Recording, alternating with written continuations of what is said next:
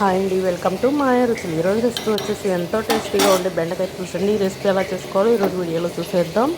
ముందుగా నిమ్మకాయ సైజ్ అంత చింతపండుని తీసుకొని ఒక గిన్నెలో వేసుకొని ఒకసారి కడిగి నానబెట్టుకోవాలండి. ఇలా నానబెట్టుకొని పక్కన పెట్టేసుకోవాలి. ముందుగా ఇలా బెండకాయ ముక్కలు కట్ చేసుకొని పక్కన పెట్టుకోవాలి. ఒక ఉల్లిపాయ 2 పచ్చిమిర్చి కూడా కట్ చేసుకొని పక్కన పెట్టుకోవాలి.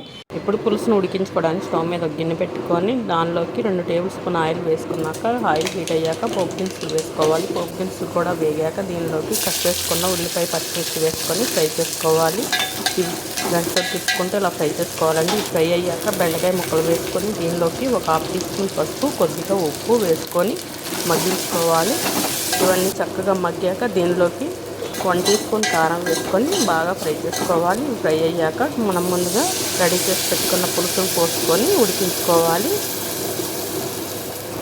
దీనిలోకి ముందుగా ఇలా పులుసు పోసేసుకొని తగినన్ని వాటర్ పోసుకొని ముక్కను బాగా మెత్తగా అయ్యేంత వరకు ఉడికించుకోవాలి. పులుసు ఇలా మరిగాక బాగా ముక్క అంతా ఉడికిన తర్వాత స్టవ్ ఆఫ్ వేసుకోవడమేనండి. ఎంతో టేస్టీగా ఉండే బెండకాయ పులుసు రెడీ అయిపోయింది. మీరు కూడా తప్పకుండా ట్రై చేయండి. లైక్, షేర్, సబ్స్క్రైబ్ చేయండి.